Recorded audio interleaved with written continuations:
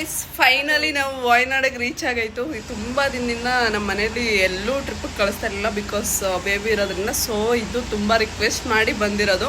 ನೋಡ್ಬೋದು ನೀವು ಎಷ್ಟು ಚೆನ್ನಾಗಿದೆ. ನಿಮ್ಗೆ ಏನಾದರೂ ಈ ಲೊಕೇಶನ್ ಬೇಕು ಅಂದರೆ DM ಮಾಡಿ, ನನಗೆ ನಾನು ಸೆಂಡ್ ಮಾಡ್ತೀನಿ.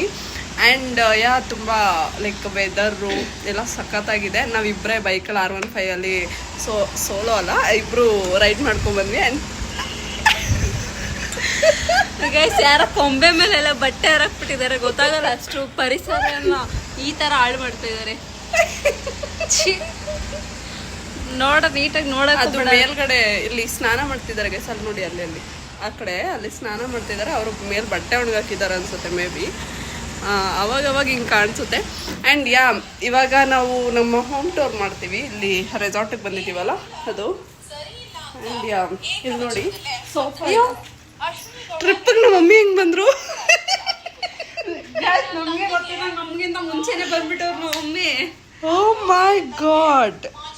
ಓಕೆ ಗೈಸ್, ನಿಮಗೆ ರೂಮ್ ಟೂರ್ ಬೇಕು ಅಂದರೆ ನಮಗೆ DM ಮಾಡಿ, ಇಲ್ಲ ಲೈಕ್ ಲೊಕೇಶನ್ ಅಂತ ಕಮೆಂಟ್ ಮಾಡಿ, ಇಲ್ಲ ಲಿಂಕ್ ಅಂತ ಕಮೆಂಟ್ ಮಾಡಿ, ಲಿಂಕ್ ಕಳಿಸ್ತೀನಿ. Thank you for watching. So ಎಲ್ಲ ಸಂಧ್ಯಾ ಇದ್ರದ್ದು ಬ್ಲಾಗ್ ಅಪ್ಲೋಡ್ ಮಾಡ್ತೀವಿ, ಫುಲ್ ಬ್ಲಾಗ್ ನಮ್ಮ ಯೂಟ್ಯೂಬ್. ಇದು ಬೆಡ್ಶೀಟು ಇವತ್ತು ಟೆಂಟ್ ಹಾಕಕ್ಕೆ ಅಂದ್ಬಿಟ್ಟು ತಗೊಂಡ್ಬಂದ್ವಿ ಗೈಸ್. ಸ್ಫೂರ್ತಿ ಸಂಧ್ಯಾ ಯೂಟ್ಯೂಬ್ ಚಾನಲಲ್ಲಿ ಫುಲ್ ವಿಡಿಯೋ ಹಾಕಿರ್ತೀನಿ, ಹೋಗಿ ನೋಡಿ ಸಪೋರ್ಟ್ ಮಾಡಿ.